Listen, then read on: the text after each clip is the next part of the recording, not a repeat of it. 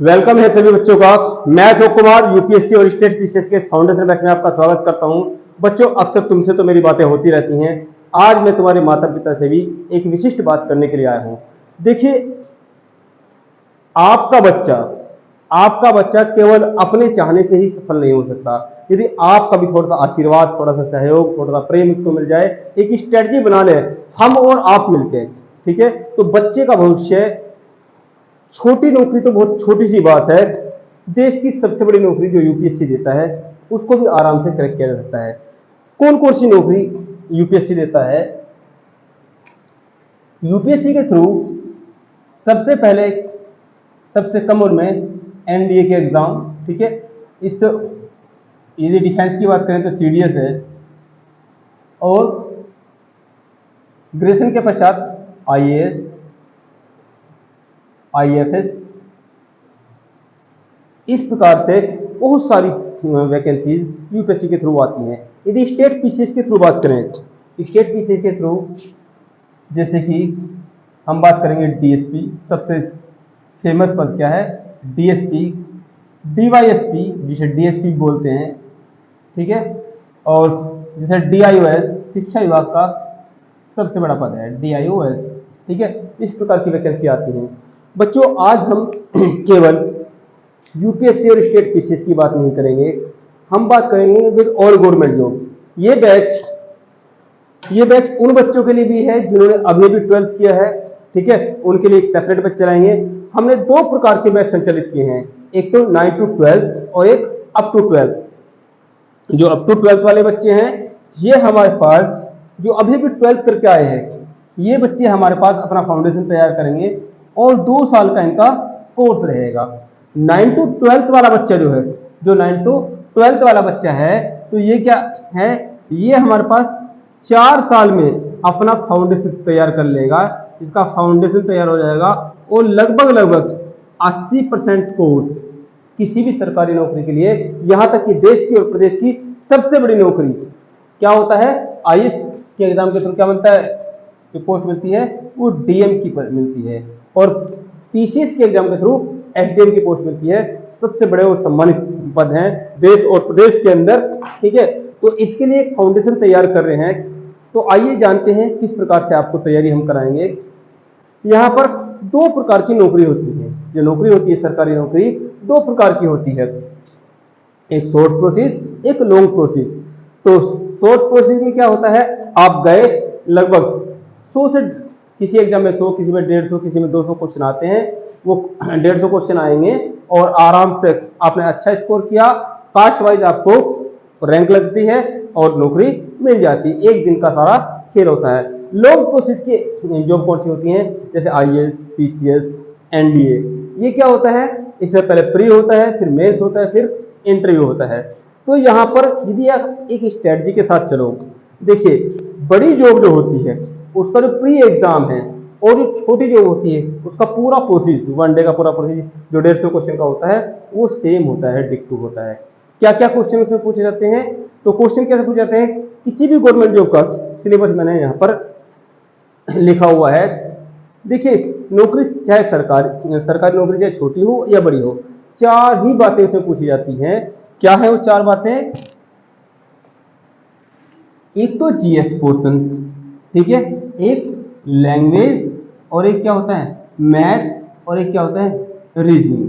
अब ये जो है जीएस पोर्शन को समझने से पहले इस चीज को समझ लेते हैं कि लैंग्वेज क्या होती है, हिंदी और इंग्लिश। मैथ ही वो वाला मैथ नहीं है जो इंटर मैथ, इंटीग्रल है, डिफरेंशियल है, मैट्रिक्स है, आयु है, सारणिक है, वो सब नहीं है। ये इंटरमीडिएट वाला मैथ नहीं है, ये अर्थमेटिक है। यदि आप 0 से भी स्टार्ट करते हैं तो 3 से 4 महीने में आराम से स्टार्ट हो जाता है। रीजनिंग सभी सब्जेक्टों का समाहार है, ठीक है। अब समझने की बात यह है कि जीएस क्या है। देखिए, यदि किसी बच्चे के 12th में, यदि 93% भी आए हैं, 93% भी आए हैं, और एक बच्चे के सपोज करो 57% या 62% नंबर आए हैं, और वो सबसे कम उम्र में मिलने वाला एग्जाम एनडीए के एग्जाम को क्रैक कर लेता है, तो ये ज्यादा बढ़िया है 93% या वो 62 या 57% ज्यादा वाला बढ़िया है? ऑब्वियसली आप कमेंट कीजिए, बताइए। जाहिर सी बात है सभी बच्चों के कमेंट्स आ रहे हैं 57% वाला ज्यादा बेटर है, क्योंकि सरकारी नौकरी अपनी मंजिल को हासिल कर चुका है। तो हम भी क्या करेंगे, आपके साथ दो प्रकार के बैच बनाए हैं हमने। एक तो बनाया है ये 9 to 12, जिसे हमने नाम दिया है सेकेंडरी बैच। इस बैच का नाम क्या है, सेकेंडरी। ये सेकेंडरी बैच है, आपके फाउंडेशन को लगभग 80% हम यहीं पर कवर कर देंगे, ठीक है। तो एक तो ये बैच संचालित किया है, और जो बच्चे अभी अभी 12th करके आए हैं तो उन बच्चों के लिए भी गुड सूचना है। देखिए, आप वैकेंसी का ओनर होते हो, वैकेंसी भी आ चुकी है 2024 में। अभी भी सेंट्रल गवर्नमेंट के चुनाव हुए हैं, और यदि आपकी एज हो चुकी है 18 वर्ष, 2024 में यदि आपकी एज 18 वर्ष हो चुकी है, 18 साल हो चुकी है, तो आप अपनी कमर कस लीजिए। सबसे पहले अपने फाउंडेशन को तैयार कर लीजिए। एक वैकेंसी आपके लिए है, और यदि आपकी एज नहीं हुई है तो 25 में वैकेंसी आनी है, 26 में आनी है, 27 में आनी है, क्योंकि 2027 में विधानसभा के चुनाव है, उत्तर प्रदेश विधानसभा के। और कोई भी सरकार वैकेंसी अक्सर तब निकालती है जब वो जाने वाली होती है, लेकिन यहां पर अभी 2024 में वर्तमान सरकार की जो सीटें आई हैं वो लगभग 50% सीटें आई हैं, और मुद्दा एक ही रहा है कि सरकारी वैकेंसी बहुत कम निकली है। तो अब वैसे भी योगी जी ने इसके लिए घोषणा कर दी है कि 2024 में बहुत सारी वैकेंसी आने वाली है, और 25, 26, 27 तक लगातार 4 साल तक काफी वैकेंसी आएंगी। तो यदि आपकी एज हो चुकी है तो भी ये बैच आपके लिए है, और यदि आपकी एज नहीं हुई है तो भी बैच आपके लिए है। और यदि आप 9th क्लास में है, 10th क्लास में है, आपकी उम्र सपोज करो 14 साल है, तो यहाँ 14 है, यहाँ 15, 16, 17, तो लगातार जब तक वैकेंसी आएंगी आप तैयार हो चुके होंगे। यदि आप 15 साल के हैं तो 15, 16, 17, 18 आप प्रॉपर तैयार हो जाएंगे। इसके लिए गवर्नमेंट जॉब के लिए। और यदि आपको देश के सबसे बड़े एग्जाम की तैयारी करनी है, आईएएस पीसीएस के लिए करना है, तो उसके लिए क्या है, उसके लिए ग्रेजुएशन रहेगा आपका, और साथ साथ में तैयारी चलती रहेगी। देखिए, सरकारी नौकरी कैसे मिलती है। सरकारी नौकरी में आपको 11 सब्जेक्ट तैयार करने होते हैं। तो स्टेप बाय स्टेप अब सरकारी नौकरी मिल क्यों नहीं पाती, सरकारी नौकरी इसलिए नहीं मिल पाती क्योंकि कोई बच्चा तो साइंस साइड से पढ़ता है, एस फॉर साइंस साइड, कोई बच्चा ए फॉर आर्ट साइड से पढ़ता है, कोई बच्चा कॉमर्स से पढ़ता है। लेकिन सरकारी नौकरी ने सब क्या किया है, सबको मिक्स करके सबको नाम दे दिया है जीएस, जनरल स्टडीज, सामान्य अध्ययन। किनका, इन सभी साइडों का। सभी साइडों में जो सब्जेक्ट होते हैं, जैसे आर्ट साइड में क्या होते हैं, ज्योग्राफी, हिस्ट्री और कॉन्स्टिट्यूशन, और ये कॉमर्स का पार्ट है इकोनॉमिक्स। साइंस साइड में क्या होता है, फिजिक्स, केमिस्ट्री, बायोलॉजी। अरे भाई, इंटर में जो सब्जेक्ट होते हैं, यदि किसी के पास पीसीएम है तो क्या है, 1, 2, ठीक है, फिजिक्स, केमिस्ट्री, और तीसरा क्या हो जाएगा उसके पास, तीसरा मैथ, चौथा हिंदी, पांचवा इंग्लिश।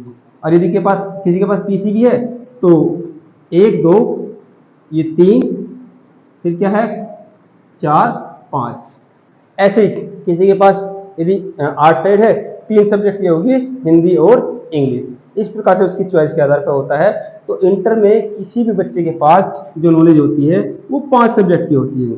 इसलिए क्या होता है, इंटर करने के तुरंत पश्चात बच्चे फॉर्म भरते हैं एयरफोर्स का, एनडीए का, लेकिन उनका नंबर नहीं आ पाता। और जिन बच्चों को पहले से प्लानिंग करके उनके माता पिता गाइड करते हैं, उनके गुरुजन गाइड करते हैं, तो आराम से धीरे धीरे करके अपने फाउंडेशन को तैयार कर लेते हैं। और फर्स्ट अटेम्प्ट में भाई एनडीए का एग्जाम जो स्टार्ट होता है 16.5 साल से स्टार्ट होता है, और 19.5 साल इसके लिए क्या होती है, लास्ट एज हो जाती है। तो नॉलेज क्या होती है बच्चे को 12th करते केवल 5 सब्जेक्ट की।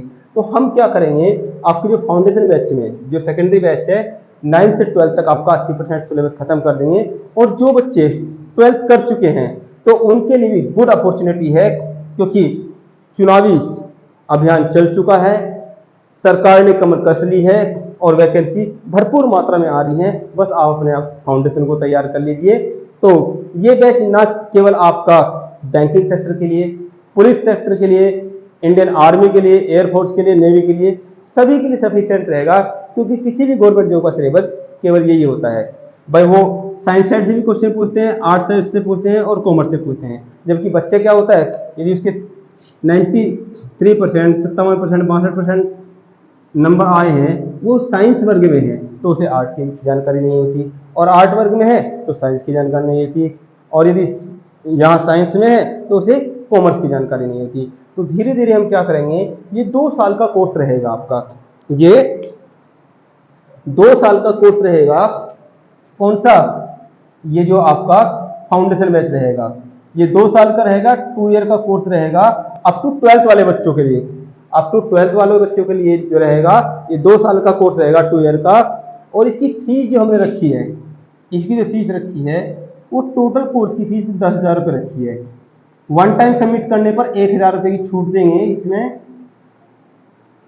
1000 की कंप्लीट कोर्स बैठेगा ये 9,000 का।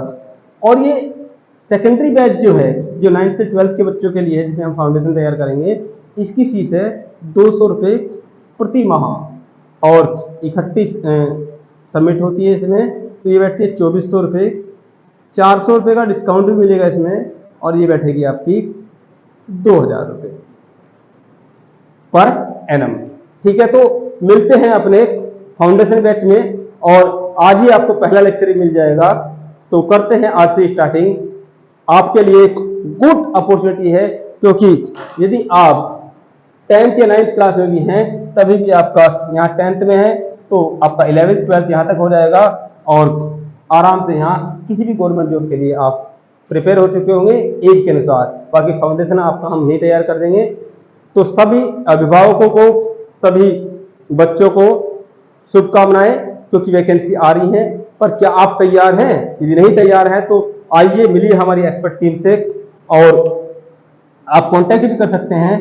ये हमारे जो टेक्निकल हेड हैं उनका नंबर है 74 17 50 36 19। मोहन नाम है सर का, मोहन सर, यहाँ मोहन सर मिलेंगे। और यदि आपको विशिष्ट मुझसे कुछ बात करनी है तो 84 49 30 40 62। मेरा नाम अशोक है, आप इन नंबर्स पे भी कांटेक्ट कर सकते हैं। ठीक है, तो मिलते हैं पहले बैच में, और क्या पढ़ना है, कहां से स्टार्टिंग करनी है, उसकी भी रणनीति तैयार करेंगे। थैंक्स।